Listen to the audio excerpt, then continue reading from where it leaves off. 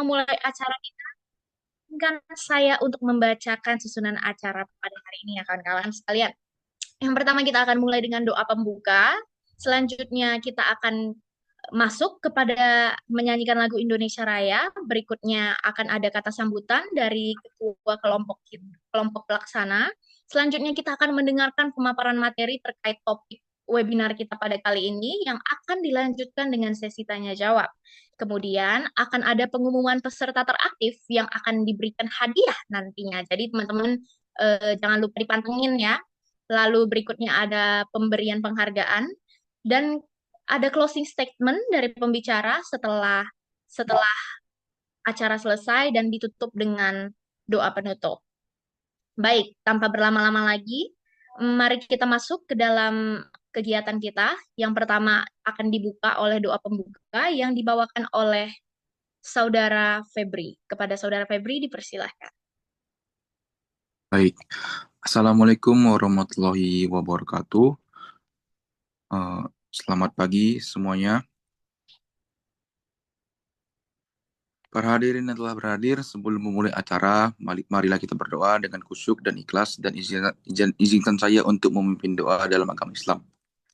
Ya Allah, ya Tuhan kami, tiada kata dan rasa yang pantas kami haturkan kepadamu pagi hari ini, selain syukur kami padamu atas segala nikmat dan hidayah yang sudah Engkau berikan, sehingga kami bisa hadir bersama untuk mengikuti kegiatan webinar perlindungan perempuan dan anak dengan tema perlindungan perempuan korban TPPO. Untuk itu ya Allah, jadikanlah acara kami ini sebagai acara yang Engkau ridhoi, yang Engkau membawa berkah, rahmat, taufik, dan hidayah-Mu untuk kami semua. Ya Allah, yang Maha mengetahui ilmu begitu luas dan tidak terbatas. Oleh karena itu, anugerahkanlah kepada kami ilmu yang bermanfaat sebagai bekal kami dalam menjalani hidup dan kehidupan, serta berilah kami kekuatan untuk mampu mengamalkan dan menyebarluaskan ilmu yang telah Engkau anugerahkan kepada kami. Rabbana zalamna anfusana wal yam taghfir lana wa tarhamna lakuna minal khasirin. Rabbana atina fid dunya hasanah wa fil akhirati hasanah wa qina azabannar. Wasallahi sayyidina Muhammad wallahi sayyid subhanahu wa salim. Alhamdulillahirabbil alamin. Assalamualaikum warahmatullahi wabarakatuh. Terima kasih kepada Febri. Sebelum kita memulai masuk kepada acara selanjutnya, diinformasikan buat teman-teman yang belum on cam, yang tidak berhalangan untuk on cam, silahkan dinyalakan kameranya. Karena nanti kita akan dilihat nih sama teman-teman yang lain, peserta kelompok lainnya yang aktif, bakalan dikasih hadiah nih untuk dua peserta terakhir. Jadi, ayo kita sama-sama menyalakan diskusi kita hari ini. Oke, kita lanjut kepada menyanyikan lagu Indonesia Raya. Kepada operator dipersilahkan.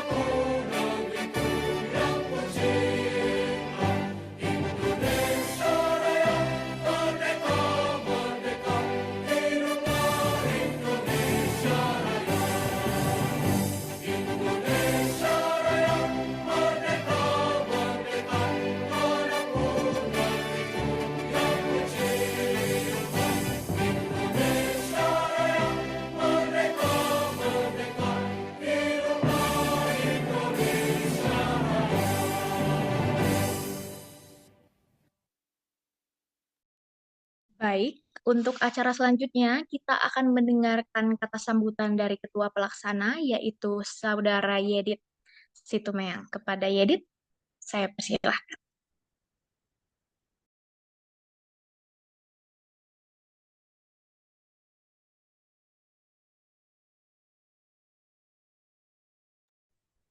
Baik, terima kasih moderator. Terima kasih atas kesempatannya. Sebelumnya saya memastikan kembali apakah suara saya terdengar dengan jelas. Iya, terdengar dengan Oke, jelas, Yedit. baik. Mungkin singkat saja ya, sebelumnya saya ucapkan terima kasih sebesar-besarnya kepada pemateri yang bersedia hadir pada hari ini, Pak Ranto Sibarani. Terima kasih Bapak sudah memberikan waktunya untuk hadir, memberikan materi pada hari ini. Dan juga tentunya saya ucapkan terima kasih banyak kepada peserta webinar sekalian yang telah memberikan waktunya di Sabtu paginya untuk belajar bersama-sama di sini. Semoga setiap waktu yang diberikan memberikan hikmah yang baik, siapkan catatan dan juga siapkan notebooknya karena tentunya pemateri kita hari ini pematerinya akan memberikan materi yang luar biasa, terkhususnya untuk meningkatkan awareness kita terkait dengan topik pembelajaran pada hari ini yaitu tentang perlindungan hukum bagi tenaga kerja wanita korban tindak pidana perdagangan orang di luar negeri. Teman-teman sekalian, kami merupakan mahasiswa Fakultas Hukum USU yang berdiri dari adanya proyek kuliah, yaitu klinik PPA. Bahwasannya melalui klinik ini, kami diberikan amanat untuk menyebarkan bagaimana sebenarnya pemahaman hukum yang baik dengan bekerja sama dengan lembaga-lembaga tertentu. Dalam hal ini, kami bekerja sama dengan adanya kantor hukum dari Pak Ranto Sibarani ini, sehingga mungkin kawan-kawan lewat mata kuliah ini, lewat klinik ini, semoga kita bisa mendapatkan pemahaman yang baik terkait dengan perlindungan hukum, terkhususnya bagi kelompok rentan, perempuan dan anak, dan juga teman-teman mungkin untuk webinar pada hari ini, silahkan juga untuk bisa lebih aktif lagi nanti, karena juga nanti dari teman-teman kelompok penyelenggara di sini juga sudah menyiapkan, mungkin bisa kita bilang award bagi teman-teman yang aktif. Jadi silahkan untuk on cam. Bagi yang ingin bertanya, silahkan untuk bertanya. Dan juga galilah ilmu sebanyak-banyaknya. Mungkin itu dari saya selaku ketua kelompok yang bekerja sama dengan teman-teman di sini. Sekali lagi terima kasih kembali. Terima kasih kepada Saudara Yedit atas sambutannya. Baik, teman-teman. Tanpa berlama-lama lagi, kita akan masuk ke sesi materi yang udah ditunggu-tunggu nih dari tadi. Jangan lupa siapin catatannya kayak yang udah dibilang sama Yedit tadi, karena sesi ini bakal bagus banget. Dan jangan lupa siapkan pertanyaan-pertanyaannya, karena jarang-jarang nih kita bisa mengundang Bapak Ranto yang sangat spesial pada hari ini. Kepada Pak Ranto, apakah sudah bisa, Pak, untuk memberikan materi?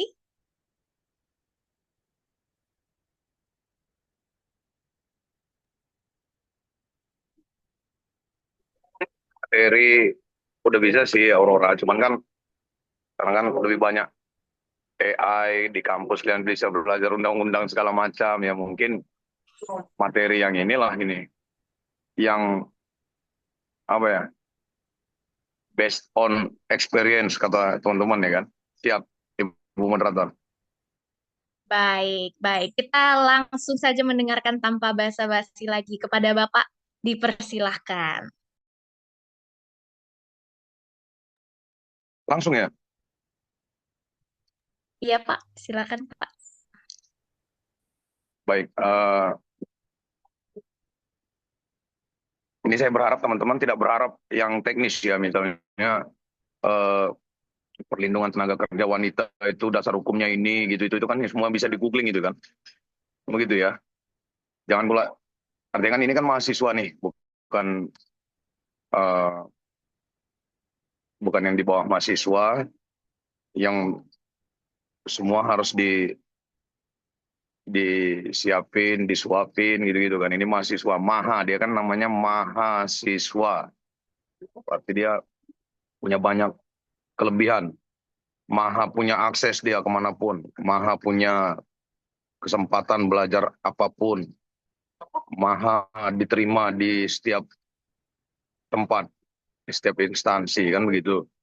Nah, jadi ya tidak harus yang letter late. Kadang-kadang kan kita ini letter late itu maksudnya ya adik-adik sekalian, tenaga kerja wanita itu harus mendapat perlindungan, dasar-dasar hukum perlindungan tenaga kerja perempuan adalah eh, berikut, nggak seperti itu ya, teman-teman ya. Nah, sekarang saya mau bertanya dulu ini, Ibu Moderator, teman-teman, sebelum kita masuk ke materi nih, harapannya dengan kegiatan kita hari ini apa itu? Bisa sharing-sharing dulu, bagi-bagi pendapat dulu. Baik, gimana nih? Ada yang mau jawab mungkin dari Oke dah. teman-teman kelompok klinik? Bagaimana? Dari siapa nih ya? Coba saya pilih dari Elsa. Bagaimana kira-kira? Iya, terima kasih kepada Aurora. Jadi menurut saya kan mengapa isu ini penting, karena kan beberapa tahun belakangan ini kan juga didorong dengan perkembangan teknologi, jadi kejahatan itu kan jadi lebih meluas gitu. Belum lagi karena perdagangan ini dia tidak berdiri sendiri, pasti ada juga pidana yang lain, apalagi kan kayak kasus yang di Myanmar, yang di Thailand, yang di Vietnam, yang Kamboja, judul-judul gitu juga kan. Jadi nggak menutup kemungkinan juga untuk perempuan itu bisa terlibat jadi korban tindak pidana perdagangan orang. Ya walaupun memang kita mahasiswa, tapi kan kita di sini konteksnya mahasiswa hukum. Jadi harapannya bisa memberikan edukasi gitu bagi mungkin ada kenalan kita, saudara, masyarakat sekitar gitu juga untuk menghimbau gitu supaya jangan jadi korban. Gitu sih. Oke, terima kasih Elsa. Dari teman-teman si kelompok lain, kira-kira ada nggak yang satu kelompok nih ya, yang mau menyampaikan yang lain gitu? Nggak ada. Oke, berarti kalau dari Elsa tadi, Pak, katanya ya supaya kita ini bisa memberikan materi atau penjelasan gitu kepada teman-teman yang sekiranya belum tahu terhadap praktik yang akan kita bahas kali ini. Begitu, Bapak. Baik, Ibu Aurora, mungkin pertanyaan selanjutnya, ini apakah jangan-jangan ada yang berminat jadi tenaga kerja wanita di luar negeri? Satu, kedua, apakah ada yang pernah jadi korban TPPO di luar negeri? Apakah ada yang di antara kalian yang pernah jadi korban? Atau ada keluarga yang jadi korban? Ada nggak kira-kira temannya yang jadi korban? Oh, itu temanku kemarin tempo hari kerja di sana, ternyata terjebak gitu. Ada nggak gitu kira-kira Ibu Aurora? Nah, kalau misalnya dari sepengetahuan saya sih, Pak, yang sejauh ini belum ada. Tapi mungkin dari teman-teman yang sedang berhadir di Zoom, apakah ada gitu kerabat atau misalnya teman-teman yang memang terkena dampak dari misalnya adalah korban-korban dari TPPO di luar negeri ataupun skandal-skandalnya gitu ya. Di sini kan kita hadir juga untuk memberikan pemahaman nih yang paling utama, paling ngena gitu kalau memang ada korbannya.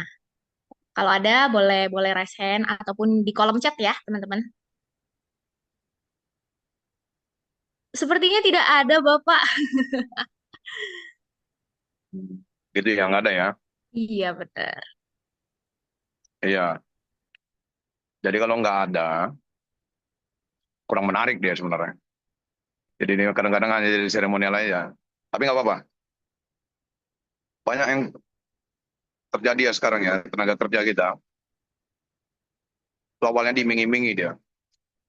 Diiming-imingi, bekerja di luar negeri, gajinya tinggi, dapat fasilitas eh, macam-macam. Kemudian kenapa mau gitu kan? Di negara kita ini kadang-kadang orang berpikir kalau kerja di luar negeri itu agak-agak gimana gitu, agak lebih dari yang lain kan gitu. Benar nggak sih? Kalau kerja di luar negeri rasanya sudah keren gitu kan?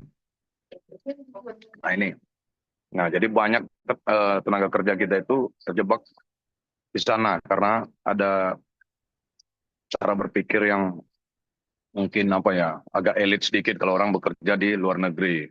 Nah, kalau pengalaman saya sih melihatnya seperti itu.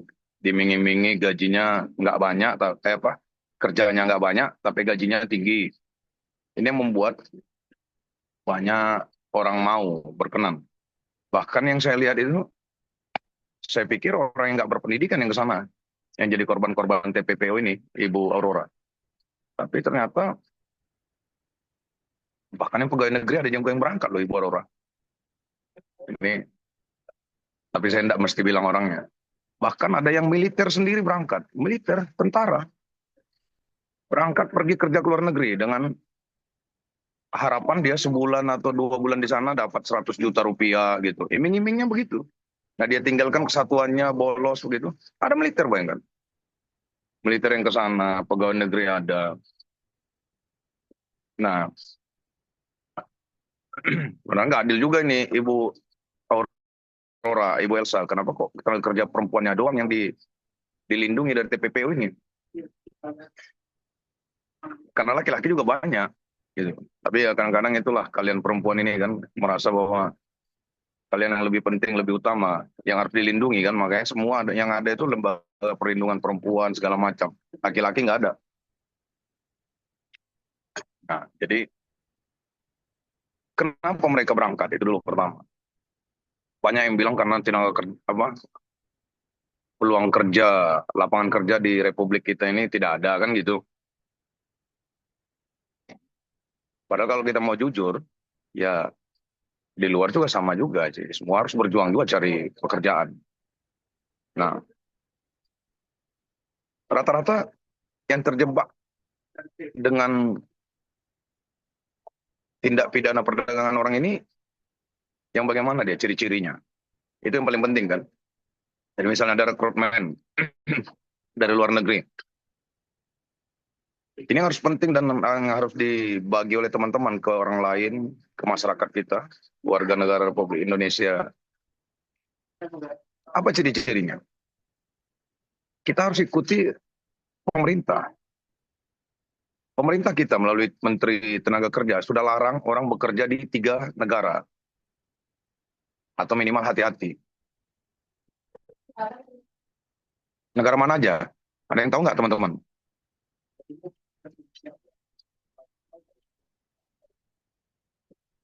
Baru-baru ini, Menteri Tenaga Kerja kita larang orang bekerja itu.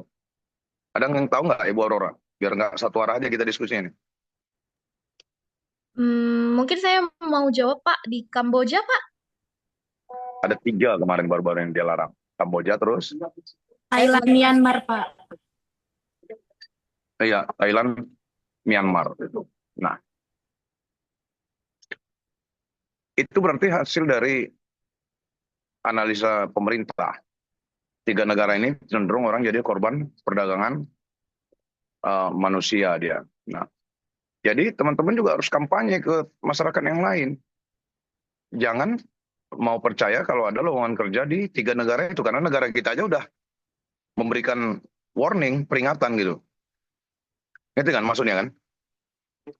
Jadi kalau masih ada yang mau berangkat kerja ke Malaysia, Kamboja, Myanmar, Thailand, peluang Anda untuk menjadi korban tindak pidana perdagangan orang pasti besar. Itu dulu. Baru masuk kita ke seperti apa sih perdagangannya di sana. Kan ini yang kadang-kadang kurang informasi ya. Perdagangannya seperti apa? Teman-teman sekalian, perdagangan orang itu di sana itu, ya modelnya begini. Kita akan direkrut kerja di perusahaan katanya. Diming-imingi tuh, di perusahaan, di restoran,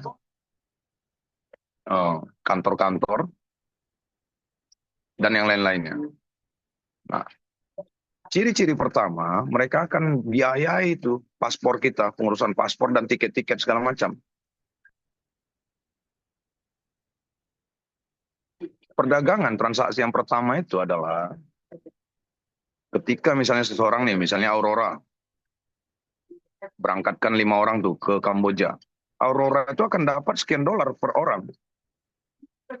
Hanya untuk memberangkatkan. Itulah yang disebut agen-agen itu. Bisa jelas nggak suara saya didengar? Jelas, Bapak. Jelas ya?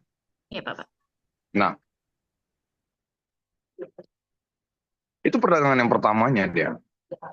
Aurora berangkatkan 5 orang, dia akan dapat $1.000 Amerika kah per orang, per kepala, atau 1.500 atau $2.000. Itu perdagangan yang pertama. Pertanyaannya, siapa yang dapat untung di bagian yang pertama itu? Tahap pertama tadi. Saya. Teman-teman yang lain, nah Aurora, kamu terus yang jawab. Oke, yang lain dong yang jawab, guys. Gimana Pak Ketua? Di tahap pertama tadi siapa yang untung? Di tahap yang pertama, ayo yang lain ada yang mau jawab? Kita analisa ini dulu ya, untung ruginya dulu. Bagi yang berangkat sudah ada kerugian nggak di situ? Kalau yang berangkat belum ada, karena dibiayain. Belum ada ya? Iya. Oke. Coba nanti dicatat oleh teman-teman ya, alurnya ya. Berangkatlah mereka. Yang pertama tadi diurus dulu ya, paspornya segala macam itu. Nah, ciri-ciri dia bakalan jadi tenaga kerja, jadi korban perdagangan orang itu, di awal nggak ada diurus visa kerja. Nah, itu dia intinya ya, teman-teman. Visa itu kan semacam izin ya, izin tinggal di negara orang untuk ngapain. Nah, kebetulan 3 negara itu kita tidak perlu mendapatkan visa untuk berkunjung sebagai turis.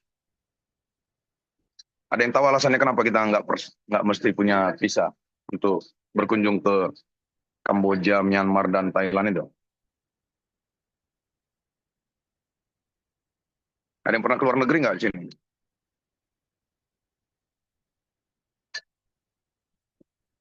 Mana Pak Ketua? Pak Yedid Salom. Kenapa kita nggak harus urus visa di sana? Visa kunjungan itu kenapa kita nggak harus urus?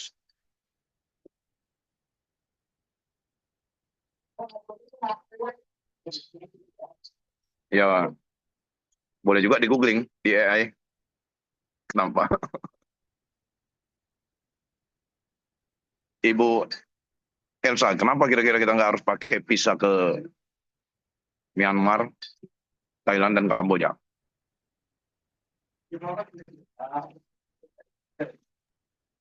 Kurang tahu, Pak. Yang lain, karena itu negara-negara tergabung dalam ASEAN. ASEAN punya kesepakatan saling mengunjungi antar warga negara untuk turis yang tidak perlu visa lagi daya. Oke, kan gitu. Buat kesepakatan tuh. Nah, tapi untuk bekerja tetap harus mendapatkan izin kerja, visa kerja. Nah, jadi ciri-ciri orang yang bakalan jadi korban perdagangan manusia itu, kalau dia tawarkan kita bekerja, tapi dia nggak bilang nggak keluarkan dulu visa tenaga kerjanya, maka dia sudah besar kemungkinan akan menjadi korban. Hah? Goropong? Oke dah, oke. Right. Dong dulu ya. Nah, itu ciri-ciri pertamanya dia. Dia nggak diuruskan visa tenaga kerjanya. Nah, dia bakal menjadi korban perdagangan manusia. Nah, kedua, setelah berangkat, nyampe dia biasanya berangkatnya itu nggak langsung ke negara tujuannya. Misalnya mau bekerja di Myanmar, dia nggak akan langsung ke Myanmar itu. Wih, Tuan. Oh, nggak berdoa. Bentar, ya. Dia nggak akan langsung. Biasanya dia transit dulu ke Malaysia atau kemana gitu. Nah, mereka akan masukkan karena dia visanya visa turis kunjungan, dia nggak akan masukkan ke dalam langsung ke tujuannya, mau bekerja di Malaysia atau di Kamboja begitu. Nah, itu ya teman-teman ya. Bisa dipahami nggak sampai sini, teman-teman? Nah, kemudian setelah dia sampai misalnya ditawarkan kerja di Myanmar lah, atau di Thailand, atau di Kamboja. Apa yang terjadi? Kemudian, dia akan masuk ke dalam satu kawasan, yang biasanya kawasan itu Ada beberapa gedung di dalamnya dan orang tidak bisa sembarangan masuk. Jadi kalau kalian bekerja di suatu tempat, misalnya bekerja berangkat ke luar negeri, tuh, arealnya nggak bisa dimasuki oleh sembarangan orang, dijaga banyak banyak orang, mulai dari yang berseragam sampai yang nggak berseragam, dan bersenjata lengkap mereka. Nah itu udah ciri-ciri bakalan jadi korban perdagangan manusia deh.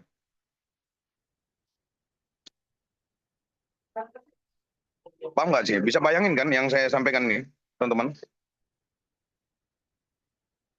Halo, Bisa Pak, bisa Pak. masih sama-sama nggak gitu nih? Masih, are we together? Nah, jadi kalau dia udah masuk ke kawasan gedung, misalnya gedungnya ada 5 atau 6 atau 10 gitu kan, ada punjam pintu gerbang besar, kemudian orang-orangnya yang jagain ketat banget. Nah itu udah bakalan jadi korban perdagangan manusia lah di sana. Kenapa orang nggak bisa sembarangan? Kok bisa sangat tertutup? Harusnya kan curiga tuh, kok sangat tertutup sekali. Nah, selanjutnya teman-teman, begitu Anda masuk ke kawasan tersebut, klop, pintu terkunci, dan kalian nggak akan bakalan bisa ngapa-ngapain lagi. Nggak bisa ngapa-ngapain lagi, mau ngadu lagi keluar, mau apa segala macam, sudah terbatas aksesnya. Baik pemerintahan di negara tersebut pun udah sulit untuk masuk ke kawasan itu. Termasuk kedutaan-kedutaan kita pun sulit. Kedutaan-kedutaan kita juga sulit masuk ke sana, sehingga kalian akan mulailah bekerja sesuai dengan keinginan mereka. Apa aja pekerjaannya biasanya? Pekerjaannya itu biasanya jadi scammer, teman-teman. Scammer, jadi nawar-nawarkan bisnis pakai platform macam-macam. Ini nggak bisa singkat saya jelasin ya, karena banyak modusnya. Yang paling mudah itu misalnya Anda akan dibuat target. Anda harus bisa dapat nomor kontak minimal satu hari itu 3 orang. Nomor WhatsApp-nya 3 Facebook orang, 3 Instagram orang, 3 TikTok-nya, seperti itu. Oke, media sosial itu target yang pertama. Nah, kemudian nanti target-target tersebut dikumpulin. Nah, mereka punya tim untuk risetnya. Dan mereka akan riset tuh media-media sosial kalian yang mana bakalan punya peluang untuk ditipu, ditawari bisnis dan segala macam.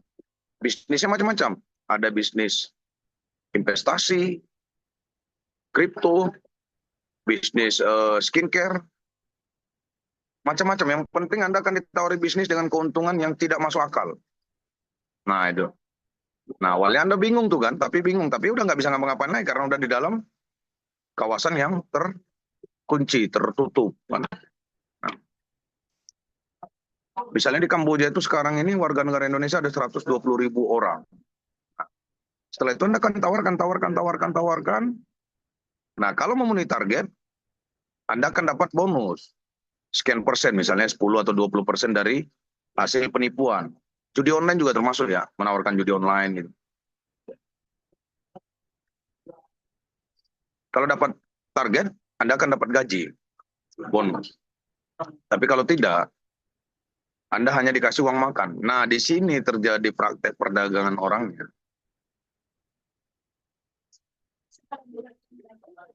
Makasih ya. Nah, Anda nggak dapat target, uang makan dikasih. Nah, di sini perdagangan orangnya, teman-teman sekalian. Uang makan yang dikasih tadi, itu akan diakumulasi, jadi hutang.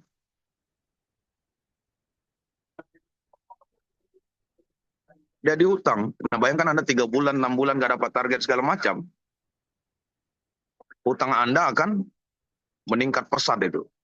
Nah, di suatu hari Anda mau keluar, mau pulang gitu, Anda akan dimintai tebusan. Semua biaya-biaya akan mereka hitung, termasuk dari paspor, bonus untuk Aurora tadi dihitung semua. Dan ditambahkan lagi keuntungan-keuntungan untuk perusahaan scammer tersebut.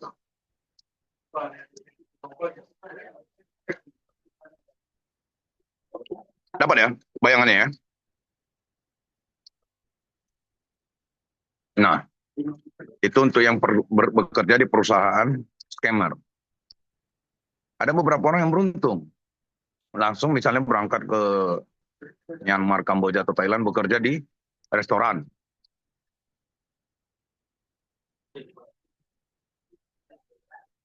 Nah, ketika dia bekerja di restoran, masih sah-sah aja kan? Masih biasa ya, namanya restoran kan gitu. Ya nggak sih, teman-teman? Iya, Pak. Bekerja di restoran oke kan? Nah, persoalannya teman-teman, ketika yang punya restoran agak bangkrut, dia akan transfer tenaga kerja tadi, orang yang tadi tuh, dia akan jual lagi ke perusahaan scammer. Dia dapat lagi seperti Aurora tadi. Dia dapat sekian ribu dolar lagi, masukin orang ke situ. Nah, repotnya, pengusaha-pengusaha restoran itu rata-rata adalah orang-orang yang punya perusahaan-perusahaan scammer tadi. Perusahaan-perusahaan judi online tadi, restoran itu tadi rata-rata alat dia untuk cuci uang. Ngerti kan? Ngerti nggak sih? Ngerti nggak?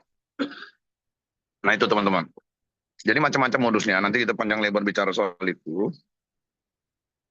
Yang paling penting sebenarnya poinnya diskusi kita ini, cara mencegah orang menjadi tindak pidana korban tindak pidana perdagangan orang itu adalah cara yang paling ampuh dan tidak perlu repot-repot adalah jelaskan apa yang kita ceritakan ini tadi, yang kita diskusikan ini kepada sebanyak mungkin orang, dan pemerintah udah kasih warning ke 3 negara tadi.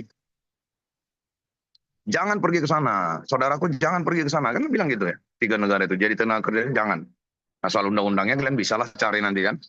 Undang-undang 18 2017, macam-macam lah itu. Undang-undang 21 2007, macam-macam itu. Tapi yang paling pasti caranya kalau ditanya orang kan, ini mau orang hukum, mau orang nggak orang hukum, bagaimana caranya supaya tidak jadi korban tindak pidana perdagangan orang?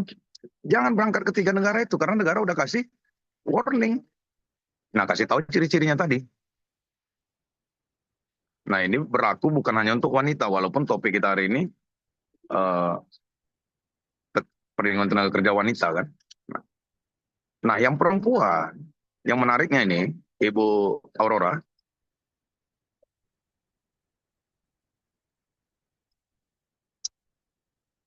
dia akan terjebak dengan situasi itu. Ketika tidak ada uang, utang sudah semakin meningkat, dia akan memulai memperdagangkan dirinya sendiri. Mau tidak mau, karena perlu uang. Bukan kehendak dia sendiri itu, tapi mau tidak mau. Karena keluarga juga perlu uang di kampung, di negaranya kan. Dan kemudian utang semakin meningkat. Dan mulai akan transaksi. Ya sudah deh. Nah, di satu gedung itu biasanya ada sampai 1.000 orang tuh. Satu kawasan itu bisa sampai 2.000 orang. Kawasan-kawasan yang saya sebutkan tadi yang terkunci tuh. Di kawasan itu ada 2.000 orang. Nah, 2.000 orang itu hidup di sana nggak bisa keluar bebas. Nah, dia walaupun dia dapat gaji dari hasil-hasil menipu, scammer, judi online tadi, uang itu akan kembali ke perusahaan. Karena perusahaan yang siapkan makanan. Anda tidur di mes, Anda bayar juga. Anda mau jajan, beli juga dari mereka. Nah, di sana dilengkapi semua itu. Restoran di dalam kawasan itu ada spa, narkoba juga lengkap. Ya, Anda akan habiskan uang juga di situ. Berapapun yang Anda dapatkan akan habis juga di sana. Begitu dia, teman-teman. Mungkin itu dulu.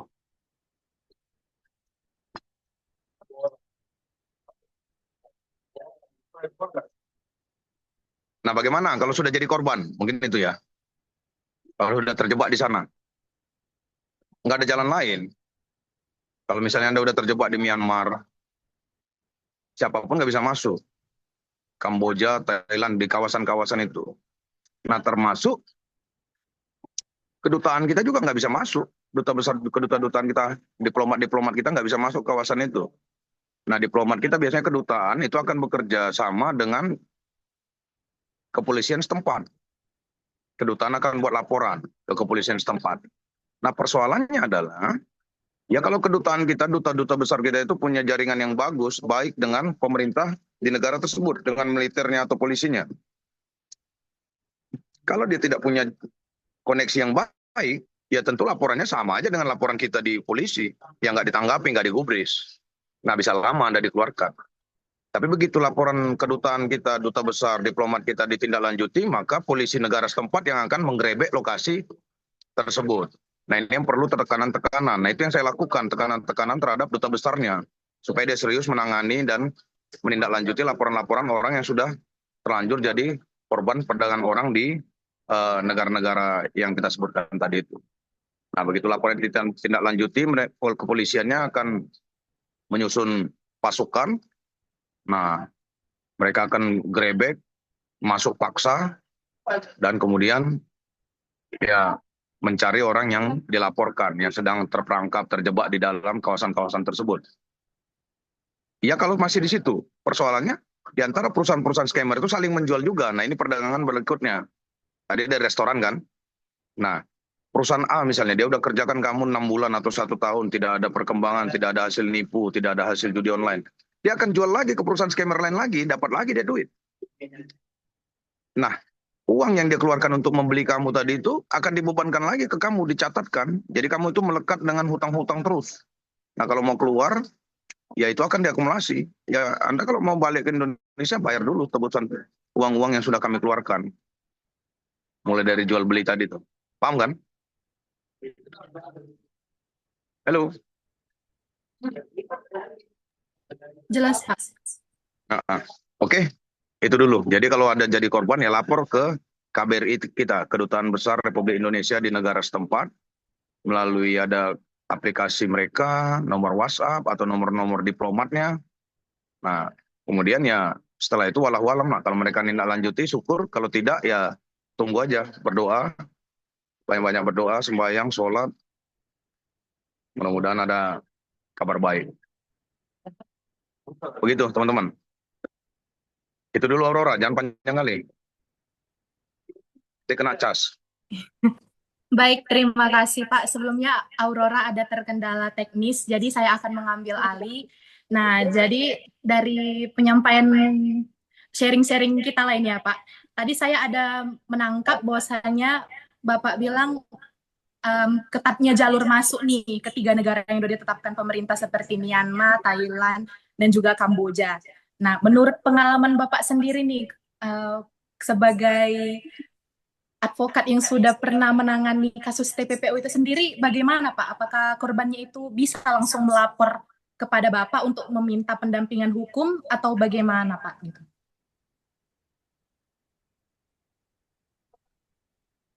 Ini si Elsa ini udah masuk ke teknis sampai. Penasaran Pak. Kalau untuk 3 negara itu, kebetulan kan teman-teman yang tenaga kerja di sana itu mereka biasanya punya grup atau punya grup WhatsApp, grup Facebook, grup yang lain. Nah, mereka akan saling komunikasi. Nah, kebetulan nomor handphone saya itu udah tersebar di grup-grup mereka. Nah, udah tersebar. Jadi setiap apapun mereka masalah di sana itu banyak sekali yang melapor ke saya, minta bantuan. Nah, pertanyaan berikutnya sebenarnya begini, Elsa. Apakah kalau udah mengadu ke saya itu sudah sama dengan mengadu ke KBRI? Tidak, beda kualitasnya. Kalaupun mengadu ke saya, minta bantuan hukum misalnya. Ranto, tolong kami dong, bebasin kami biayain kan gitu. Nggak bisa juga, saya tetap juga harus koordinasi ke kedutaannya. Seperti yang saya bilang tadi, tidak ada yang bisa masuk ke tempat tersebut. Termasuk pemerintahnya juga sendiri nggak bebas masuk ke sana. Kecuali melalui laporan ke kedutaan besar kita. Nah, kedutaan besar kita akan buat semacam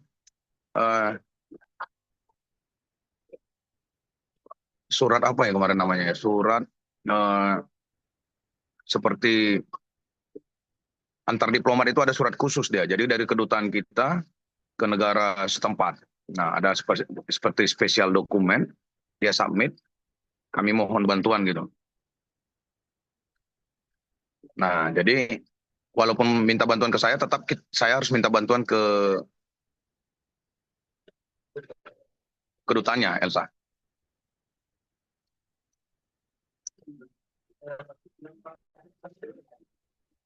Bentar ya, Elsa, saya kalian diskusi dulu sebentar, saya 15 menit ya, bentar ya.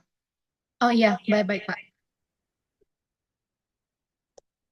Hmm, Teman-teman, sembari kita menunggu Pak Ranto kembali ke dalam webinar ini, mungkin bisa dipersiapkan dulu nih untuk pertanyaan yang akan ditanyakan kepada beliau nantinya, karena dari sini juga kita akan menghitung poin peserta teraktif dan bakalan langsung diumumkan setelah sesi Q&A berakhir. Jadi kita mohon bersabar. Ya, boleh dong ini operator dikasih musik dulu gitu biar agak lebih rileks gitu ya kan.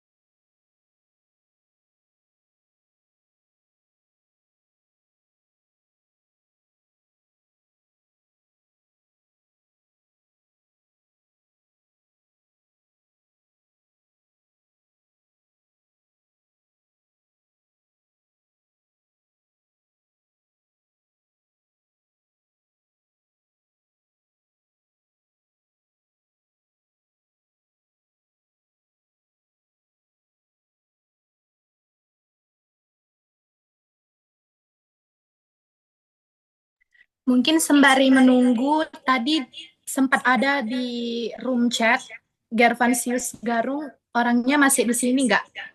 Masih ada di dalam Zoom ini nggak? Ya kakak, Oke. Tadi kan Pak Ranto sempat mention ya bahwasanya apakah ada kenalan ataupun saudara gitu ya yang menjadi korban TPPO. Nah ini Gervansius Garung ini maksudnya ada Kak di NTT banyak itu melihat dari berita atau memang punya kenalan yang langsung gitu? Kak Bapak ini diskusi singkat, diskusi casual aja gitu ya kan, daripada diam-diam aja gitu ya kan. ya, bebas. Gimana? Apakah memang ada kenalannya juga yang jadi korban TPPO di NTT atau sekedar lihat di berita aja gitu? Oh ya, nah, sebelumnya saya izin memperkenalkan diri dulu boleh? Boleh kalau memungkinkan juga on cam juga boleh. Aduh, Kan sudah oke. di-share juga ya di grup backgroundnya. Ya, ya. Oke, silakan. Ya. Baik, selamat siang untuk kita semua. Perkenalkan, saya Gervansius Garung. Jadi kebetulan dapat info ini dari teman. Jadi ada teman di grup sempat membagikan informasi tentang adanya webinar ini. Nah, jadi saya kayak merasa, oh ini bagus ini. Bagus sekali, cocok sekali. Terus kalau yang saya jawab tadi itu di NTT itu memang banyak sih di sini. Soalnya saya ambil kasus jadi uh, KM punya daerah, ada satu juga kemarin korban TPPO. Jadi kayak mereka awalnya itu diiming-imingi untuk bekerja ke Surabaya. Sabar, sebelum itu bisa dipahami kalau saya ngomong Kak? Atau Bisa, sangat bisa, jelas.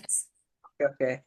Jadi kayak mereka iming-imingi, terus mereka kerja di sana, tetapi kan biasanya itu kan kalau kita keluar dari daerah itu ada namanya surat dari desa itu, surat izin untuk kita keluar untuk bekerja.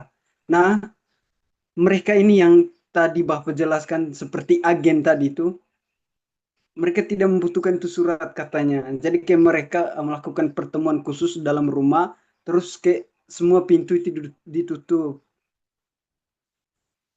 Terus mereka dibawa ke Surabaya. Nah, sampai di sana mereka bekerja selama beberapa bulan saja. Akhirnya mereka minta bahwa setelah ini uh, Nona akan bekerja lagi ke luar negeri ke saya punya kakak. Itu dia bilang, saya punya kakak. Jadi kayak di situ nanti gajinya akan lebih besar. Terus untuk paspor dan apanya itu segala macam biaya transportasinya itu katanya dari mereka yang tanggung. Terus kayak sering berjalannya waktu, akhirnya dia dibawa ke sana, dibawa ke Malaysia. Jadi sampai di sana sama saja mereka tinggal di dalam satu rumah, persis sekali yang Pak jelaskan tadi sebelumnya itu. Kayak mereka tinggal dalam satu rumah itu, tetapi dengan koneksi jaringan terbatas. Jadi kayak mereka mau info ke dunia luar itu sangat susah. Ya, kayak di situ mereka bekerja apa yang sesuai apa apa yang majikan mereka suruh. Jadi tidak tidak sesuai dengan kesepakatan awal pada saat mereka mulai bekerja. Jadi kayak mereka mau lapor juga susah. Tapi untungnya eh, setelah kejadian itu kayak pas mereka keluar ada itu satu kasus mereka keluar pokoknya keluar untuk jalan-jalan akhirnya ketemu dengan orang yang sama-sama dari daerah itu. Jadi mereka berusaha untuk kabur dan untungnya mereka sampai sekarang ini bisa bisa dikembalikan, maksudnya kembalikan ke daerah. Jadi kayak mereka cerita semua mereka punya pengalaman tuh bahwa mereka itu disiksa ketika melakukan kesalahan sedikit dan mereka dipukul. Terus gajinya mereka itu tidak ada masuk di mereka, hanya mereka bekerja untuk majikan itu saja, untuk perusahaan itu. Jadi kayak sedih banget pokoknya lah. Oke, saya rasa tadi materi apa masuk sekali dengan apa yang dia ceritakan. Jadi betul yang Pak Pak siapa tuh namanya ini? Pak Ranto. Pokoknya itu pala. Ya, itu Pak Ranto sampaikan tuh. Jadi kayak mungkin saya sebentar mau bertanya kayak emang tidak ada perlindungan hukum kan? Kan biasanya ada surat izin. Memang kesalahannya dari mereka sih, maksudnya sebenarnya kalau keluar itu apakah betul ada surat izin dari desa misalnya untuk merantau keluar? Sebelumnya mau konfirmasi dulu ini atas nama Gervasius Garung, apakah asalnya ini dari NTT juga? Betul. Saya dari NTT. Iya, betul. Terkait pertanyaannya mungkin nanti bisa diskusi langsung ketika sesi pertanyaannya dibuka gitu pada Pak Ranto biar dijawab. Karena sebenarnya ini kan menarik juga gitu karena udah ada real case-nya gitu ya untuk dibahas gitu. Jadi terima kasih juga atas sharingnya kepada panggilannya biasanya kalau di sana itu untuk bank itu gimana? Kalau Oh ya, kalau kalau di daerah bisa nyong saja. nyong, iya Ya. kepada Nyong Gervansius, terima kasih. Mungkin teman-teman yang lain di sini ada yang mau berbagi kisahnya juga yang serupa, mungkin punya kenalan yang tiba-tiba nggak tahu lagi kabarnya gimana kan, rupanya udah jadi TKI di luar negeri, udah TKW di luar negeri, tiba-tiba pulang juga ya begitu, tiba-tiba berubah gitu kan. Ini Bu moderator, sebentar ya saya ambil alih sharing-sharing sama peserta yang ada di sini. Ada lagi nggak? Di sini banyak, ada Evelyn Paskarani, ada Karina, tadi Karina on cam, Nadila, Marta, Abel, ada Alpa, yang lainnya mungkin mau berbagi kisahnya juga, boleh. Kak Stefan Lau. Coba tanya di Kak Stefan Lau itu, Kakak. Oh, Stefan Lau. Halo, ada orangnya? Temen juga ya? Nggak apa-apa diskusi,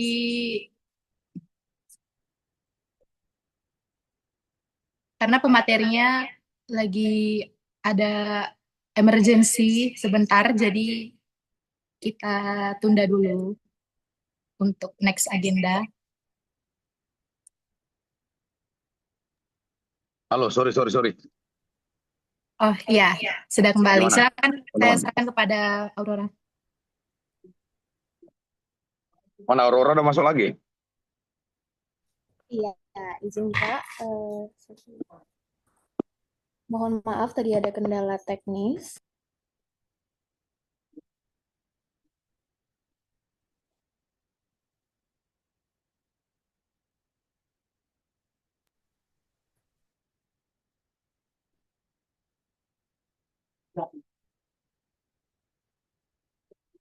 Oke, tadi Pak ada yang cerita nih Pak, kalau misalnya di NTT tuh lagi ada si Gervanius Garung ya tadi.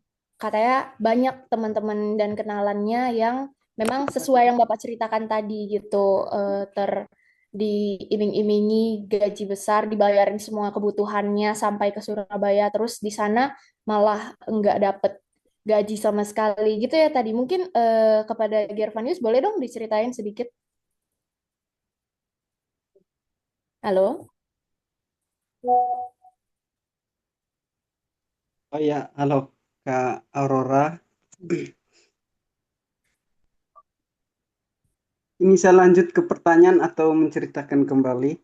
Mungkin diceritain aja dulu.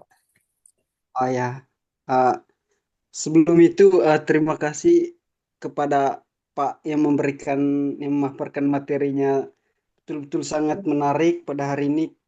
Eh, saya coba kaitkan dengan pengalaman itu tadi, di kami punya daerah itu di NTT, di sini ya di NTT. Jadi ada korban korban eh, tindak pidana perdagangan orang. Nah, awalnya dia itu tinggal di daerah, terus ada agen yang seperti Bapak jelaskan tadi itu memang betul. Ada beberapa agen yang datang ke daerah, terus mereka menawarkan untuk bekerjanya itu di Surabaya. Jadi kayak mereka datang, datang tapi kayak pas mereka masuk ke rumah itu mereka suruh untuk menutup pintu. Jadi kayak hanya mereka dengan uh, dengan orang tersebut, jadi mereka bercerita habis itu dengan orang tuanya. Terus mereka bercerita ini gaji-gaji besar. Akhirnya mereka mau setuju. Ya, katanya kan hanya kerja di Surabaya. Nah, akhirnya mereka semua yang membiayai perjalanannya sampai ke Surabaya. Dan sampai di sana mereka bekerja hanya beberapa bulan, mungkin 1 atau 2 bulan. Terus mereka bilang, nanti kamu bekerja di kami punya kakak yang ada di Malaysia. Jadi kayak omong kakak yang di Malaysia ini mungkin kayak rasa kalau kayak kami yang di daerah begitu kan, maksudnya siapa yang tidak mau kalau omong omong keluar negeri itu kak gratis. Nah, pas diiming untuk omong keluar negeri akhirnya mereka setuju, setuju dan sampai di Malaysia. Padahal mereka ini sampai di sana kayak tidak sesuai dengan kesepakatan awalnya mereka. Kayak di sana juga mereka dipaksa untuk bekerja, terus disiksa, bahkan gajinya juga tidak diberikan secara optimal. Dan bersyukurnya pada suatu waktu pas mereka keluar, ada kegiatan apa pokoknya begitu. Akhirnya mereka keluar dan ini si wanita ini kabur. Akhirnya ketemulah sama orang yang sama-sama dari kampung sana, yang pergi merantau di sana. Akhirnya dia minta untuk pulang. Mereka semua urus-urus untuk pulang dan puji Tuhan nak mereka sekarang sudah kembali ke daerahnya. Dan dia ceritakan semua ini, dia punya pengalaman ini kayak sambil merasa trauma juga. Terus saya mungkin untuk lanjut saja ke pertanyaannya, apakah apakah betul ada perlindungan hukum bagi mereka itu, misalnya kayak kan mereka keluar tuh kan tidak ada surat izin kan, surat izin dari desa. Jadi itu apakah ada perlindungan hukumnya atau tidak? Baik-baik. Mungkin itu saja, Kak. Saya kembalikan kepada Ibu moderator yang sangat baik. Terima kasih. Terima kasih Gervanius. Jadi Pak, tadi Gervanius cerita bahwasannya ada rekan-rekannya yang memang sudah dipulangkan, tapi mereka tidak tahu bagaimana apakah ada perlindungan hukum bagi orang-orang yang seperti ini karena sebenarnya mereka sudah dirugikan begitu Pak. Mungkin dari Bapak Rantos boleh menjelaskan sekaligus melanjutkan pemaparan materinya Pak. Dari NTT tadi ya? Iya benar Bapak. Iya Benar, benar. Bapak. Sekarang itu korban tindak perdagangan orang itu banyak itu dari NTT, Sumatera Utara, Jakarta, baru dari Papua itu sedikit. Tapi yang mau saya beritahu itu, orang yang paling mudah diiming-iming itu Asia. Nah, jadi mereka punya apa tuh? Ada hasil risetnya. Orang Amerika itu orang yang paling sulit ditipu. Orang Inggris orang paling sulit ditipu. Nah, jadi saya mau bilang gini, orang yang paling banyak apa ya? Gimana yang bilangnya, nanti kalian tersinggung pula. Orang yang paling banyak pamer ibadahnya, nah, itu yang paling mudah ditipu. Itu menurut mereka risetnya. Menarik kan? Makanya jangan pamer-pamer kalian ibadah. Korban nih katanya gitu. Calon korban untuk kita tipu, apa scammer segala macam. Oke, itu teman-teman yang dari NTT ya, itu banyak juga itu nanti dari NTT, nanti kamu tanya tuh. Banyak saya punya teman itu di Kamboja itu, Myanmar sama Thailand itu, korban itu rata-rata. Ya, apapun cerita kalau sudah jadi korban, tidak bisa minta tolong kepada pihak lain selain di luar dari KBRI, kedutaan besar. Itu yang punya hubungan diplomat. Kamu misalnya datang ke Kamboja, mau lapor ada tenaga keluarga saya yang jadi korban TPPO gitu kan, ya polisinya juga enggak bisa bertindak dia sendirian itu tanpa berhubungan dengan KBRI kita di sana.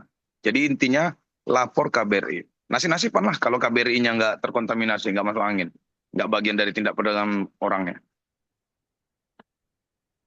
Nah begitu dia, teman-teman. Nah tapi supaya dia walaupun dia masuk angin segala macam ya ribut lah, gunakan media sosial dan lain-lain. Ribut jerit-jerit ya. Karena dia tahapan paling tinggi dari tindak pidana perdagangan orang ini yang belum saya jelasin tadi. Tapi nanti ini offline harusnya, nggak usah online.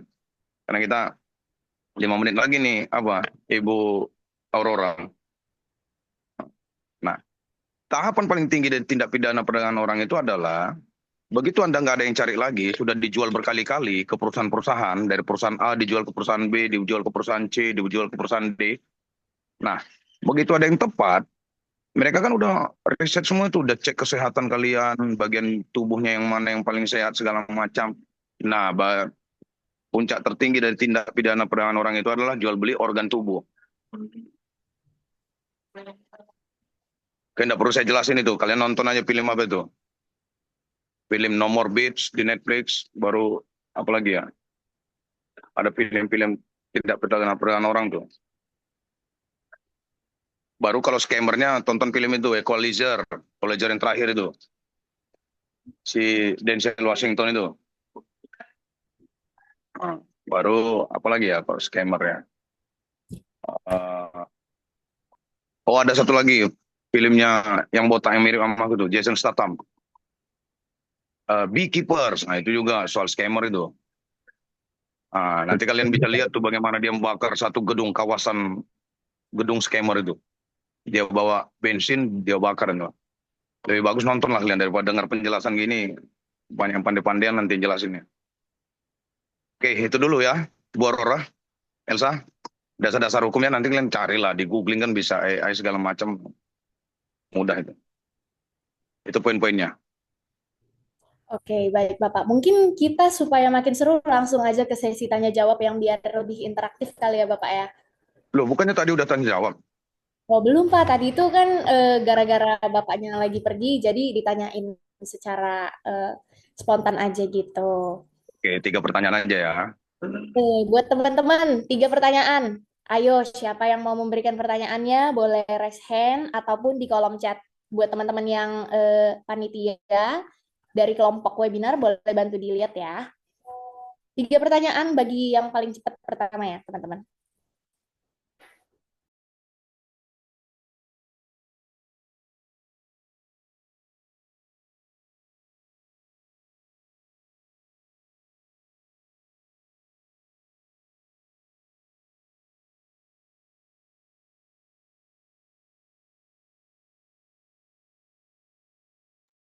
Bagaimana? Apakah ada yang ingin memberikan pertanyaan? Buat peserta teraktif, ingat tadi ada hadiahnya loh. Hadiahnya itu ada saldo e-wallet buat 2 peserta teraktif. Jadi, ayo guys, aktif. kesempatan ini nggak akan datang dua kali.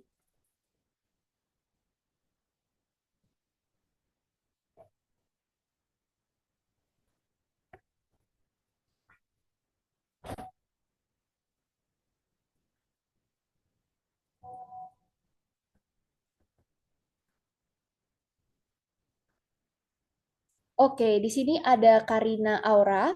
Dipersilakan, Karina. Oke, sebelumnya terima kasih. Terima kasih atas kesempatannya. Moderator.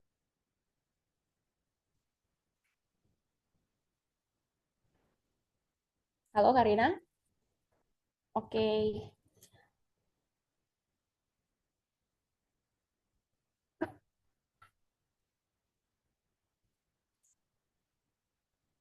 Mungkin kalau berhalangan boleh ditulis di kolom chat aja. Pertanyaannya juga nggak apa-apa.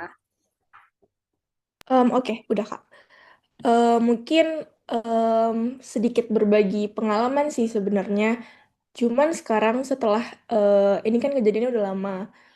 Saat saya masih kecil SD kelas 6. Cuman karena sekarang udah menjadi mahasiswa hukum, jadi setelah mengingat kejadian itu kembali, kayak merefleksikan apakah itu termasuk ke dalam tindak pidana perdagangan orang.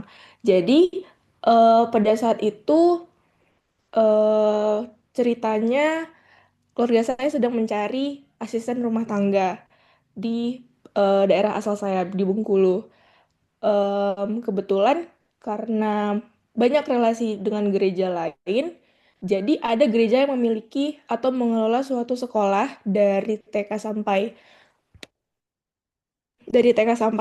SMA, di mana saya pada saat itu lupa juga dari mana mereka bisa mengumpulkan banyak anak-anak dari berbagai daerah.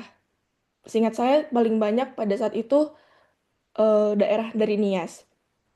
Nah, kemudian dapat informasi kalau misalnya sekolah ini karena belum stabil mungkin keuangannya, jadi belum bisa membiayai secara full kewalahan untuk bisa membiayai biaya pendidikan mereka, yang dimana mereka mengelola sekolahnya sendiri dari gereja tersebut.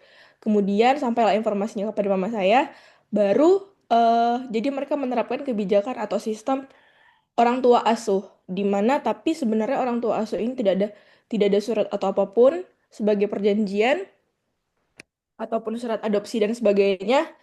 eh Dibawalah ke rumah saya dan sebenarnya jatuhnya dia itu seperti em, mama saya membiayai uang sekolahnya dan semua yang dibutuhkan dalam sekolahnya, baik itu juga makanannya sehari-hari dan banyak yang lain juga, bukan cuma mama saya. eh Jadi pada saat itu jadinya tidak mencari istilahnya asisten rumah tangga lagi.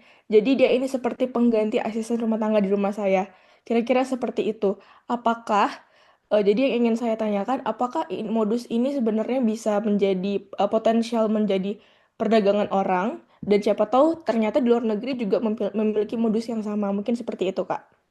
Baik, baik, baik. Terima kasih Karina. Aku ulangin pertanyaannya.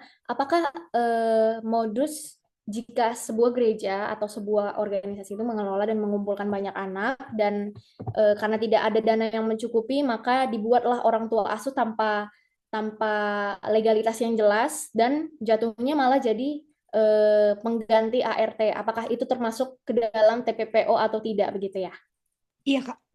Oke, mungkin satu pertanyaan dulu ya kali ya. Kepada Bapak, dipersilakan Pak untuk menjawab Pak. Begini dia Karina, baca dulu undang-undangnya, tindak pidana perdagangan orang. Karina itu nggak termasuk perdagangan orang. Emang ada yang dapat duit nggak? Orang tuamu kasih uang nggak ke sekolahnya?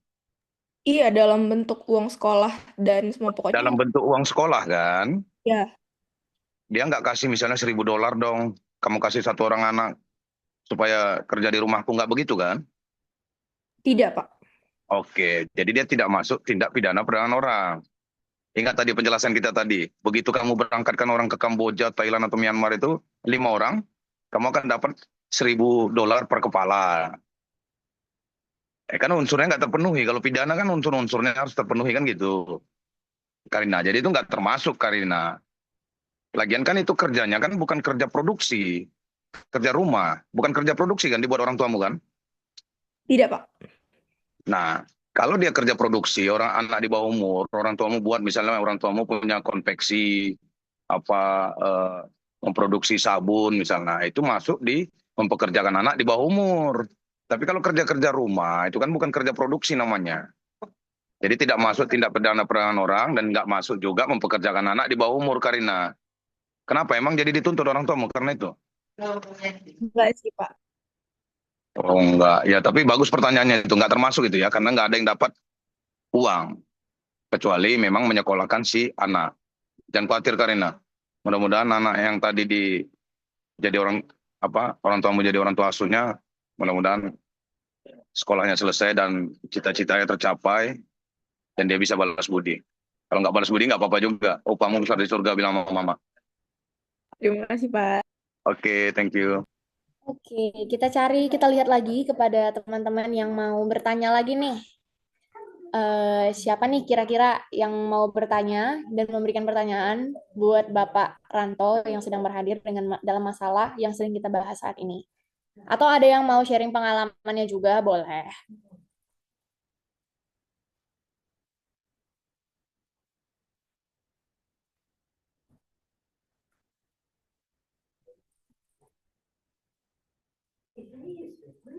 Bagaimana? Apakah ada lagi yang ingin mengajukan pertanyaan?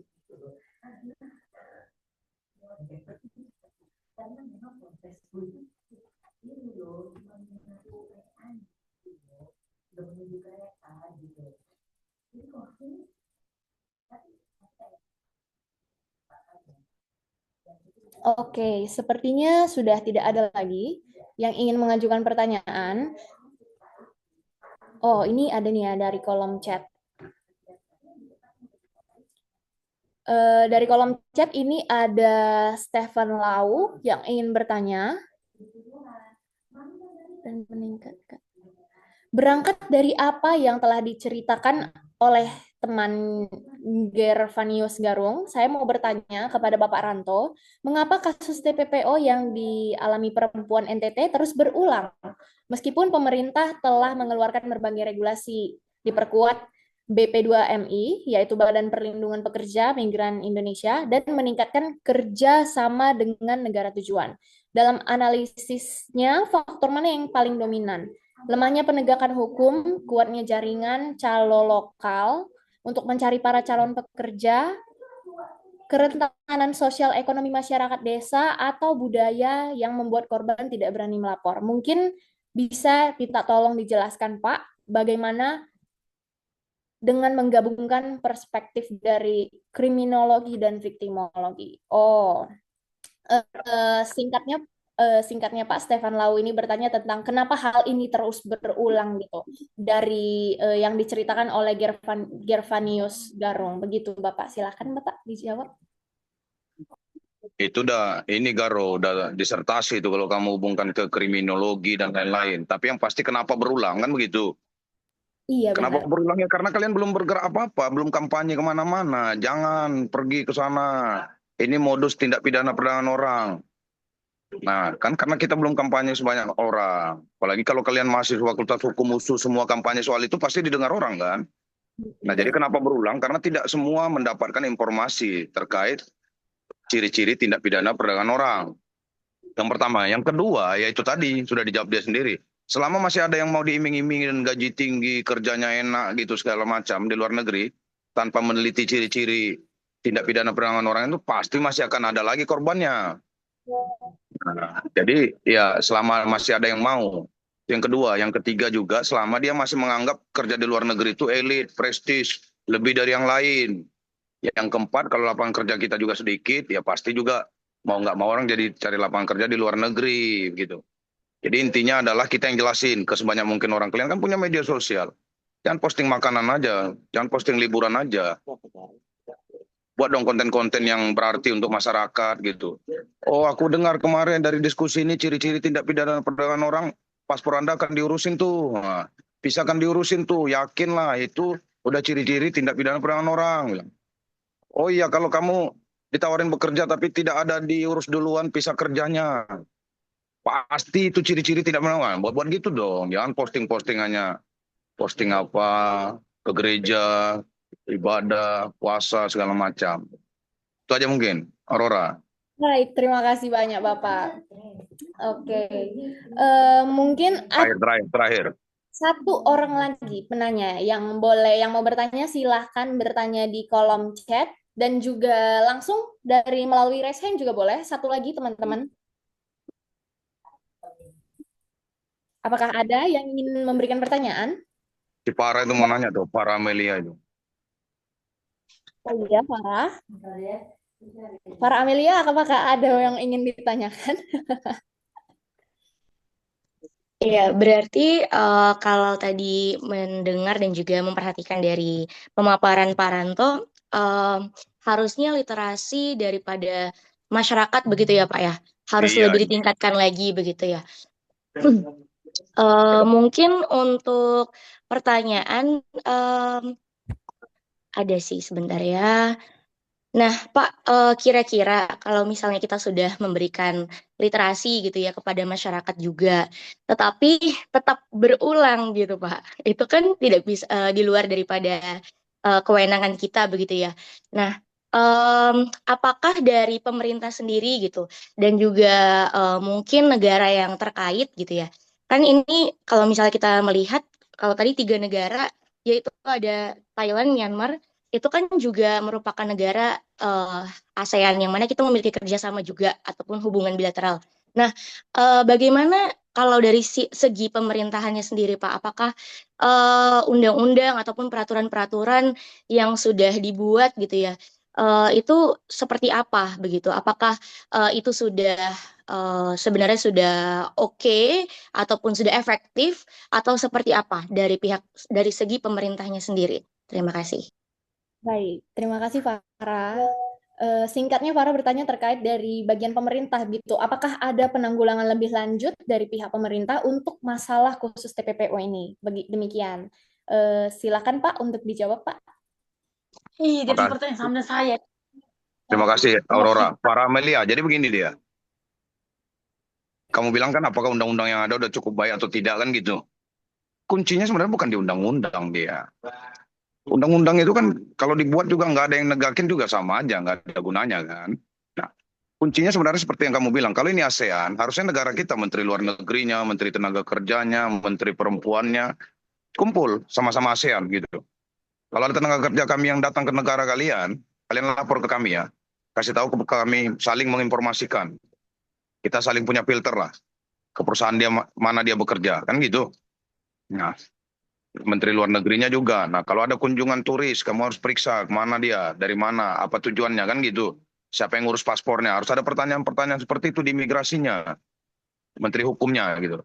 Jadi sebenarnya benar yang kamu bilang, secara internasional, bahwa orang-orang pengambil keputusannya secara ASEAN, mereka yang harus berkumpul. Kalau literasi tadi udah ada, kan gitu. Sudah tersampaikan ke masyarakat. Nah, kemudian, itu yang selalu saya bilang ke duta besar kita di sana, mereka harus punya hubungan yang kuat dengan negara tersebut. Jangan duta besar hanya terima gaji buta aja. Duta besarnya nggak kenal dengan Panglima TNI-nya di sana, Panglima Polri-nya di sana, nggak punya hubungan diplomatik apapun, walaupun dia punya jabatannya itu adalah diplomat. Nah gitu, dia hanya makan gaji buta aja, nggak pernah ikut pertemuan, nggak pernah lobby ke orang-orang penting di sana. Nah misalnya kalau kita di Sumatera Utara itu, konsulat Amerika itu dia aktif itu, jumpain orang, jumpain Kapoldanya, Pangdamnya, jumpain aktivis-aktivisnya gitu. Nah, supaya dia punya komunikasi dan lain-lain. Jadi itu ya Aurora para Amelia ya. Jadi memang ya makanya kamu tamat lah kerja di Kementerian Luar Negeri, kumpulin menteri-menteri luar negeri ASEAN itu. Kumpulin menteri-menteri tenaga kerjanya, kumpulin menteri-menteri pemberdayaan perempuannya gitu kan. Nah, kita buat kebijakan gini ya, saling kita ya, saling filter ya, biar jangan jadi korban gitu. Oke, semangatlah kalian. Semoga cita-citanya tercapai dan tidak jadi korban perdagangan orang. Amin. Terima kasih, Pak. Baik, terima kasih buat Pak Ranto dan juga buat peserta yang sudah bertanya sehingga sesi diskusi kita hari ini bisa dilaksanakan secara aktif gitu. Nah, Sebelumnya selanjutnya kita akan melakukan sesi penyerahan plakat secara simbolis yang akan diserahkan oleh ketua kelompok kami yaitu Yedit. Kepada Yedit dipersilahkan. Mungkin operator bisa di next slide terlebih dahulu.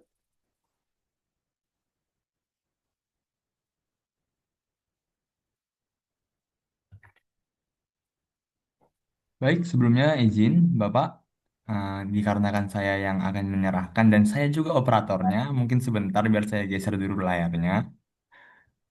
Sebentar ya Pak.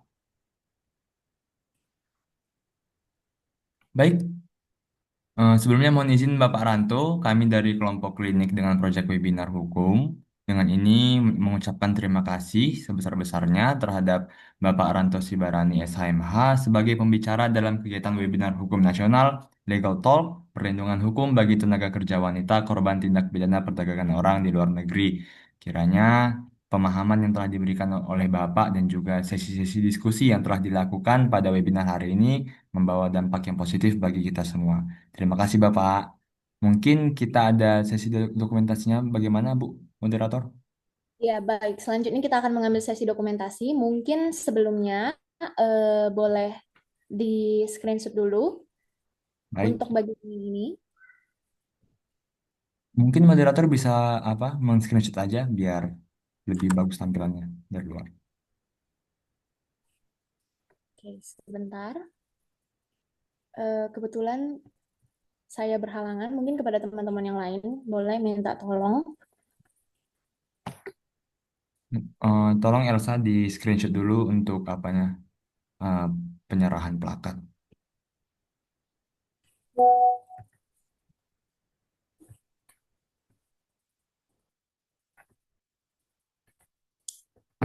Bagaimana kepada teman-teman yang lain? Apakah bisa?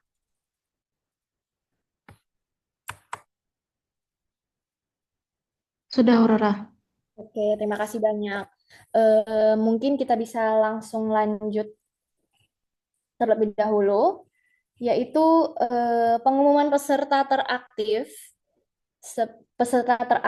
di dalam sesi tanya jawab. Mungkin bisa di nextkan slide-nya. Oke, baik. Nah, kita masuk ke saat-saat yang ditunggu. Di sini ada pengumuman peserta teraktif yang mana hadiahnya adalah saldo e-wallet. Jumlahnya dirahasiakan, nanti dilihat saja. Tapi udah ada beberapa nama yang dari tadi dicatat sama teman-teman acara. Oke, sebentar saya lihat dulu. Di sini ada 3 nama. Yang pertama ada yang bertanya tadi. Oh, ini semuanya untuk nama-nama penanyanya. Jadi untuk pemenangnya dipilih 2 yang teraktif. Mungkin nanti dipilihkan oleh satu dari Pak Ranto dan dipilihkan satu lagi dari Ibu dosen pendamping. Bagaimana? Yang teraktif adalah Gervanius Garung, yang kedua Karina Aura, dan yang ketiga Stephen Lau. Mungkin kepada Bapak Ranto terlebih dahulu, Pak.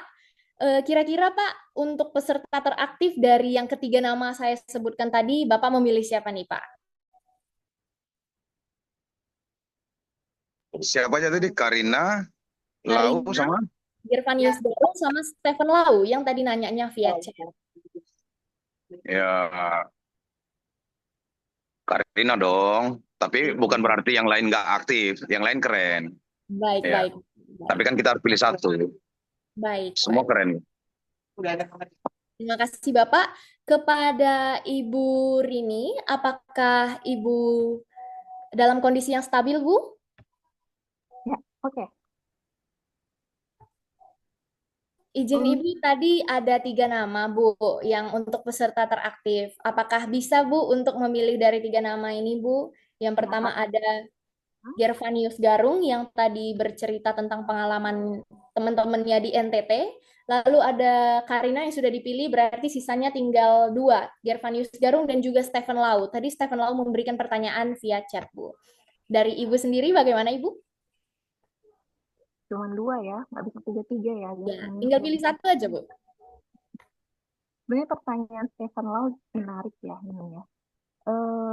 Gervanius Garung kisahnya sebetulnya saya tadi nggak terlalu dengar. Ya, jadi mungkin saya pilih pertanyaan dari Stefan Lau ya. Karena memang tadi pertanyaan cukup penting dan menarik untuk kita pahami bersama. Baik, Ibu. Terima kasih, Ibu. Berarti pengumuman untuk peserta teraktifnya sudah terpilih ya, teman-teman. Yang pertama adalah Karina dan yang kedua adalah Stefan Lau. Nah, jadi nanti akan dihubungi lebih lanjut oleh eh, seksi acara dan akan diserahkan hadiahnya, teman-teman. Permisi, moderator, interupsi sebentar. Tadi kan saya sempat menggantikan moderator ya sebentar ketika Pak Ranto lagi pergi. Nah, kebetulan di sesi ketika saya menanyakan pertanyaan ataupun diskusi, nah ada Nyo Gervansius Garung nih yang sangat interaktif. Jadi menurut saya ini bisa menjadi pertimbangan kita memilih 3 orang gitu yang jadi Oh iya 3 iya. orang. Berarti kalau dari seksi acara sendiri tiga-tiganya dapat gitu ya karena tiga-tiganya aktif gitu. Boleh. Karena ya semua yang aktif itu perlu dihargai benar-benar ya. Berarti selamat untuk 3 jadinya peserta teraktif pada Gervansius Garung, kepada Stephen Lau dan juga kepada Karina. Nanti akan kami hubungi lebih lanjut terkait hadiahnya. Terima kasih teman-teman sudah berperan aktif dalam kegiatan kali ini. Semoga apa yang didapatkan hari ini menjadi tidak tinggal di sini saja. Iya, Pak? Oke, Aurora nanti yang 3 itu dapat sertifikat dari kantor juga. Kemarin pas kami sama-sama Oh, dapat sertifikat dari kantor hukum juga, Pak. Baik, Pak. Nanti akan saya hubungi. Tapi yang lain juga tidak tertutup kemungkinan kalian kirim aja namanya, kita buat sertifikatnya. Ya. Terima kasih banyak Bapak atas bantuan dan kerjasamanya. Baik, sekarang kita akan lanjut kepada closing statement. Jadi sebelum closing statement oleh Bapak Ranto, di sini ada Ibu Rini yang berhadir ya sebagai dosen pembimbing. Mungkin dari Ibu ada ingin menyampaikan sesuatu Ibu sebagai closing statement, dipersilahkan Bu.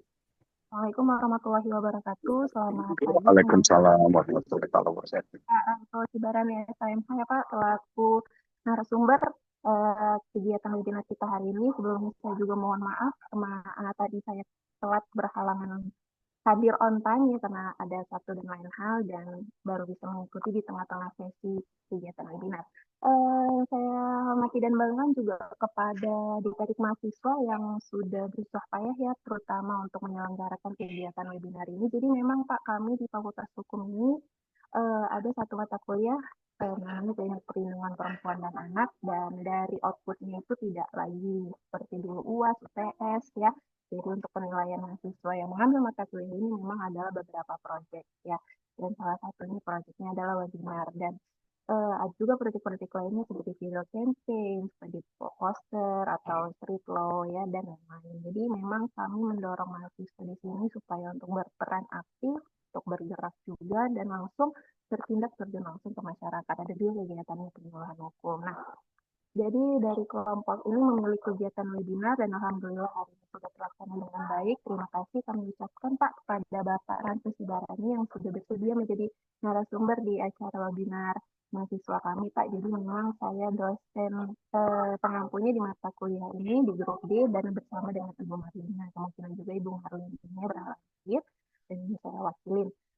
Saya setuju sekali dengan apa yang Bapak sampaikan tadi, terutama ketika mengenai bahwa memang mahasiswa ini memang harus terjun langsung ke masyarakat ya Pak ya kan, jadi langsung memberikan informasi terutama kepada orang-orang yang awam, kepada masyarakat yang awam supaya lebih melek lagi terkait hukumnya gitu ya. Jadi harapan saya pun ke depannya ini tidak hanya berhenti di sini, adik-adik sudah terlaksana kegiatan webinar ini, mudah-mudahan ke depannya seperti yang tadi disampaikan Bapak Ranto, buatlah konten-konten yang tetap mengedukasi masyarakat. Jadi mudah-mudahan tidak hanya berhenti di sini, tidak hanya mengejar nilai untuk webinar ini, tapi ke depannya juga tidak putus kita tetap memberikan informasi, kita beri edukasi kepada masyarakat, terutama ini terkait TPPO ya, bagaimana pelindungan hukumnya di pekerja wanita terutama di luar negeri ya, yang ini tentunya sangat menarik ya dan hal yang sering terjadi di sekitar kita.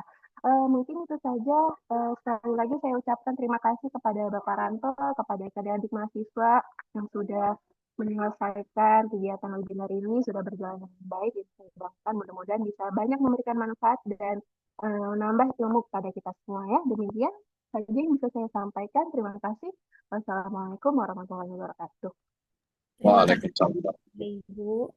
Baik, selanjutnya kita akan mendengarkan closing statement dari pembicara kita yang keren ini. Kepada Bapak Ranto, dipersilakan Pak.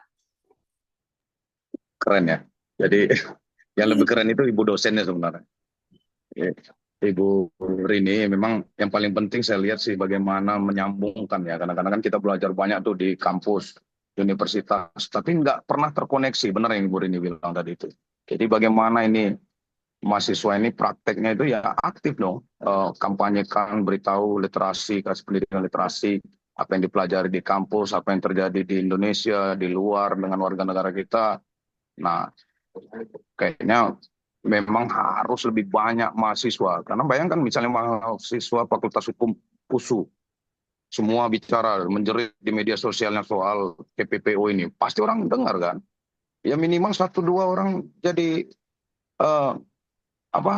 kemudian berpikir ulang untuk bekerja di negara-negara yang sudah jelas-jelas dilarang negara. Negara aja udah larang. Jangan jadi tenaga kerja ke sana. Itu garis merah. Itu kawasan merah gitu. Nah, kalau mahasiswa Fakultas Hukum USU yang kampanyenya begitu, kasih pendidikan literasi begitu, waduh, pasti banyak yang terselamatkan. Saya yakin sekali, Ibu Rini. Jadi, ya itu mungkin closing statement dari saya adalah kita tidak bisa berharap banyak dari apa yang ada. Tapi kita bisa melakukan sesuatu untuk lebih berguna lagi bagi saudara-saudara kita yang lain. Jadi misalnya ada undang-undang, ada peringatan, kemudian ada mengambil kebijakan. Ya, tapi kalau kita berharap banyak bagi mereka untuk menyelesaikan masalah ini, kita akan sakit hati. Sakit hati. Karena itu ya memang kita yang harus, apa yang bisa saya buat. Jadi jangan banyak mengutuk, tapi ya banyak bertindak, berbuat. Sekecil apapun perbuatan kita terkait tindak pidana perdagangan orang ini, pasti berguna. Pasti berguna. Karena banyak lagi kan orang yang nggak mendengar apa yang kita diskusikan ini. Nah, saya berharap kalau ini direkam, boleh dipublikasikan ya, Ibu dosen ya, Ibu Rini ya. Sehingga bisa dengar, sebenarnya modus-modusnya itu lebih banyak lagi, tapi nggak bisa satu harian saya jelasin itu. Banyak modusnya Ibu Rini. Jadi dia misalnya mulai menawarkan skincare, MS Glow. Dia pakai platform, mereka undang ahli buat platform. Bisnis SPBU, bisnis perhotelan, macam-macam. Pokoknya semua bisa korban. Bahkan profesor kita ada yang korban. Profesor doktor kita yang dosen-dosen ada yang korban. Rektor kita ada yang korban. Bahkan kemarin profesor kita yang di Universitas Jambi juga bukan korban lagi, pelaku malah tindak pidana perdagangan orang melalui modus pertukaran mahasiswa kemarin. Ibu Rini kalau masih ingat itu. Jadi dia modus pertukaran pelajar segala macam. Nah, ternyata diberdayakan bekerja kan. Nah, jadi ada transaksi di sana. Dia dapat sekian dolar per kepala gitu. Nah, jadi intinya adalah kita harus melakukan sesuatu, teman-teman. Kampanye, jangan sampai media sosial kita tuh hanya pamer harta, pamer ibadah. Ciri-ciri yang paling pertama mereka lihat itu. Kalau udah pamer harta, pamer ibadah, pamer pekerjaan, ini salah satu calon korban, scammer. Gitu dia. Nah, ini juga yang saya temukan ya, teman-teman ya. Hati-hati. Yang saya temukan itu juga banyak profesional jadi korban. Ada bahkan orang tua mahasiswa misalnya. Terjebak, misalnya dia berkomunikasi dengan seseorang yang nyamar jadi seorang perwira polisi. Kemudian lama-kelamaan komunikasinya semakin dekat, melakukan video call PCS namanya ya. Nah, PCS. Nah, akhirnya karena organ-organ tubuhnya sudah direkam sama yang nyamar polisi tadi, diancam akan disebarkan. Nah, itu juga salah satu scammer juga. Nah, juga markasnya itu di sana. Thailand, Kamboja, dan Myanmar itu tadi. Bayangkan orang tua mahasiswa itu. Nah, jadi intinya jangan sampai percaya kepada orang-orang di online. Jangan sampai menjalin hubungan dekat dengan orang-orang yang hanya dikenal lewat media online. Itu aja mungkin, Ibu Aurora. Terima kasih banyak Ibu Rini. Ibu luar biasa, mahasiswanya cerdas-cerdas, aktif, dan membuat diskusi yang sangat berguna ini. Terima kasih. Assalamualaikum warahmatullahi taala wabarakatuh. Terima kasih kepada Bapak Ranto atas closing statement-nya. Saya ingatkan kembali buat teman-teman yang belum isi absen, segera diisi karena nanti akan mendapatkan e-sertifikat dari kami penyelenggara. Nah, sebelum ditutup dengan doa penutup, boleh kita ambil satu sesi dokumentasi lagi. Mungkin kepada teman-teman yang belum on cam, boleh dong di on cam kan, diperlihatkan wajahnya kepada tadi yang bertanya. Oke. Jika tidak ada halangan, mungkin boleh on cam semuanya. Kita akan ambil sesi dokumentasi. Baik, kepada operator, boleh diambil sesi dokumentasinya, operator? Ini gayanya bagaimana ya? Oh, untuk gayanya bebas aja. Yang penting senyum.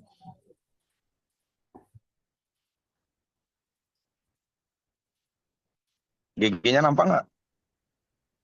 Boleh, Pak. Terserah gimana aja yang terlihat bahagia. Bagaimana, operator? Sudah?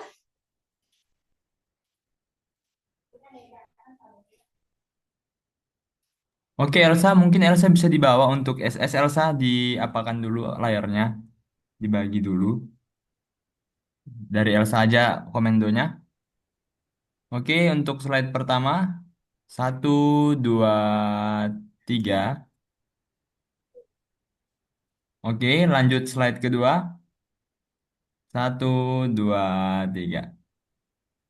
Kebetulan slide keduanya nggak sedikit yang on cam, ya nggak apa-apa lah. Oke, mungkin sudah selesai untuk dokumentasinya, dikembalikan Aurora. Oke, terima kasih operator sekaligus ketua pelaksana kegiatan kita hari ini. Maka sebelum kita mengakhiri kegiatan kita, ada baiknya ditutup dengan doa penutup. Doa penutup akan dibawakan oleh rekan saya.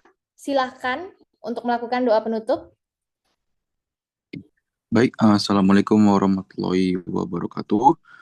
Izinkan saya untuk membaca doa penutup. Para hadirin yang berbahagia, sebelum kita mengakhiri rangkaian acara ini, marilah kembali kita merendahkan hati, mengadakan tangan, dan memohon kehadiran Allah Subhanahu wa Ta'ala agar seluruh kegiatan yang telah kita laksanakan memperoleh keberkahan dan ridhonya.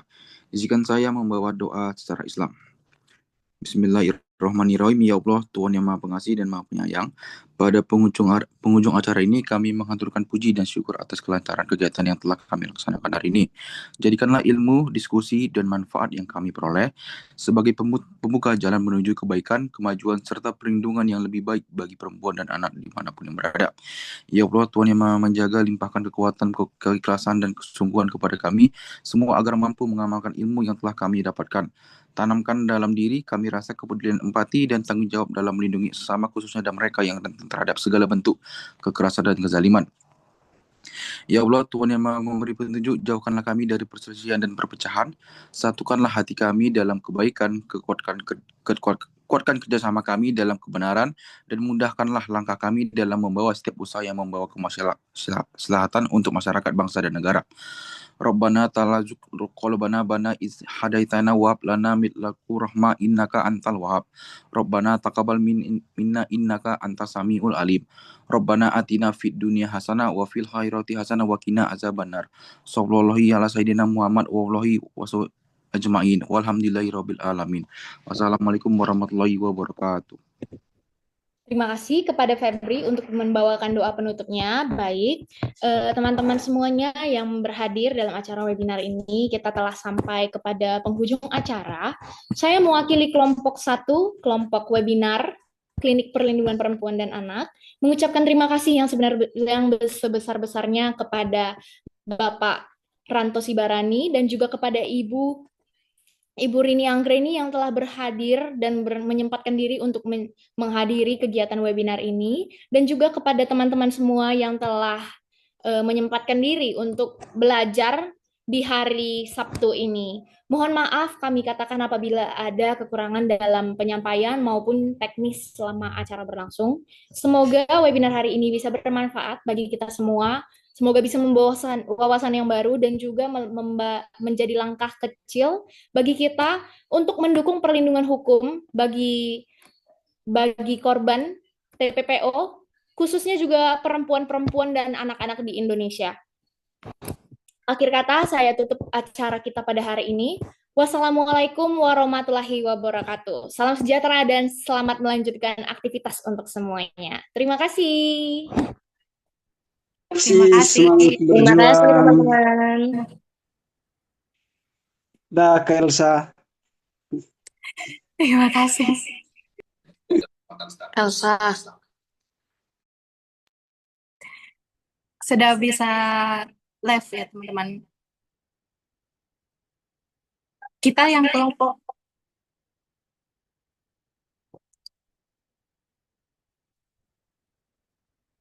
udah bisa off record di